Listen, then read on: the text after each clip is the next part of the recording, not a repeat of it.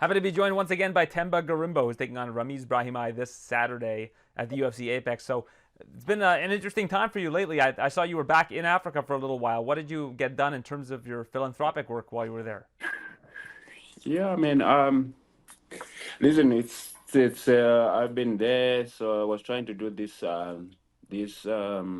building of the library, and yeah, what happened is that someone scammed me, man. So I didn't end up doing that. Someone scammed my. I lost $5,000 from the person that said they were gonna buy the shots. So they sent me a proof of payment that was fake, a guy from England, and they wanted me to send the kit to them. And luckily, because someone they sent money to somebody in Zimbabwe, and apathetically they just say they send the money, and that guy gave me the money. And then we had already bought the bricks and some stuff to start the building of the library, and then later on, like a few days later, the guy told me the money is not cleared in his bank account. Then it was a scam. So the guy wanted me to send the stuff to him so that he probably, I don't know, man, typical guy from Nigeria did that to me. So I ended up losing money because I had to pay back the money to the guy because I already bought some stuff to start the building of the library. But now I'm going to do it after this fight with my own money. So it is what it is. It's life. It happens. You learn sometimes expensive lessons. I'm sorry to hear that. I mean, this is something that you've been trying to do for some time, and it's very unfortunate that somebody would take advantage of your kindness like that. Yeah, man, the world is full of nasty people, bro. But you know what? What you gotta do is just live one day at a time. Um, be able to live one day at a time. Well, I'm hoping that it does end up turning out. Is there anywhere that if anybody wants to donate money to help build the library that they can do that? I don't wanna be a burden to people, bro. I'm gonna win in spectacular fashion on Saturday. I'm gonna get performance of the night bonus, and I'm gonna go do it myself. Okay, well, we're all hoping that does happen so that you can work on this project. Obviously, it's very near and dear to your heart. Now, in terms of Zimbabwe, I saw that you got a letter from, I think it was somebody within the government, that you can now use their colors for your fight kit. So, how did that come about? Oh, look, it's a blessing, you know. I'm Zimbabwean through and through. I love my country and I want to represent my country in the highest level possible. Because you know what, I'm the only Zimbabwean in the UFC currently. You know, first was Blood Diamond, but he's out of the UFC now. I'm the first one to ever win a fight in the UFC, and I'm the one that is now on a roll in the UFC, representing the country. And it was affecting me that I couldn't be able to use my just the approval. I couldn't get the approval. So now that I do have the approval, it's something nice for me, you know, because at the end of the day, when it's all said and done, you cannot change you cannot change where you come from, no matter what you try. It's like they say there's an African proverb I like to say this: a bird can fly from the ground and land on an ant hill, but it's still on the ground. You cannot change your heritage, no matter what. So even if I'm affluent, I'm here in Miami and in Vegas, I'm still Zimbabwean. So it's it's something that I hold dear, you know. And I'm blessed to be able to do this. Many people think it was political stuff and all that. For me, it's just an honor to be able to represent my country. It means a lot to me. So, what changes? Now you can have the Zimbabwean flag on your trunks? Yeah, I'll have my colors on my kits, you know, and it's a blessing to do that, to have that, and yeah, I mean, it's the approval just by itself to be approved because you know what? When someone tells me I cannot approve me to be Zimbabwean, it really didn't sit well with me. So it was a little bit personal, that stuff, because where do you want me to be from? You know, must I be from another country? You know, I was born and raised in Zimbabwe. I don't know anything else but being Zimbabwean. Obviously, I've traveled around the world and I've lived in South Africa. I've done stuff and I'm now in America, but that doesn't change who I am. So, in terms of your training in Miami, how's everything been going at MMA Masters? As you're talking to your coaches now, they've probably got a good strategy for you for this weekend.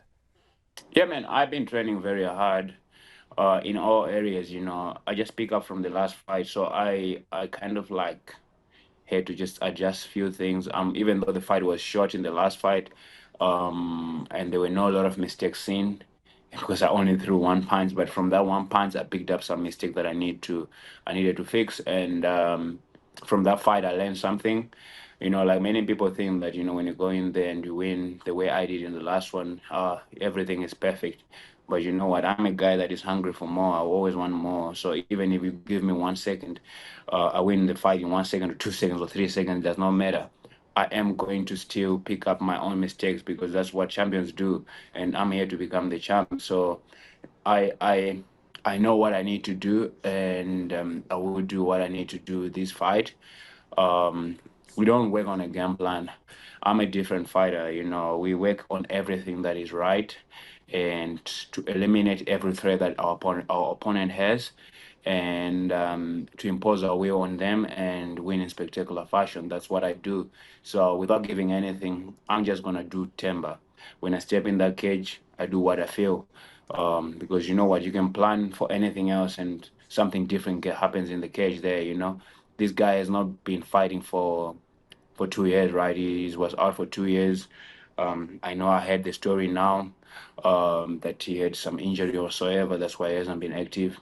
Yeah, great for him. But at the end of the day, when we step in that cage, it's about me and my legacy and the people around me, that sacrifice their times to be here for me, my family, my kids, and everybody that I want to inspire. So it is what it is. I'm just going to beat from my perspective. I want the best version of Ramiz. I prayed for this. I prayed for him to show up on this day because when I beat him, then there's no more doubts anymore that I am who I say I am. And that's it. And you're hoping to fight a bunch of times this year if possible, right? You're hoping to stay as active as you can so that you can work your way up the rankings? Yeah, man. God willing, you want to fight as many times as you can. But for me, what's more important is just winning this fight on the 18th of May in the way that I want. That is winning it in spectacular fashion, finishing him. That's what I want to do. That's what's in front of me. What's in the future? That's God's hands. I know I'm going to become the champion one day. Um, now I can control what I can control. That is winning this fight with Ramiz. I saw that your daughter started taking tennis lessons. This was something that she wanted to do for a long time. So tell me about what that means to you to be able to have her take tennis lessons and you get to watch her athletic journey. Yeah, man, it's a blessing to have that. Ever since my kids were born, I mean, the first one was a girl, and every man, like we always say, we all want boys, man. When our kids are born, we want boys. And when we did the when we had the second child, and the doctors, I think, yeah, when she came out that she said it's another girl, I was a little bit bummed, but you know what? I looked at the positive side of it, and I said to myself straight away when I was at that hospital, I literally named the last minute, the second one Jolene, which means God will add. Um, I said to myself, you know what, my kids will be the next Serena and Venus Williams. These two girls are gonna be that, and that's what was when I was back in South Africa, and now I am here in America. What a better way to be in a best state for tennis that is Florida.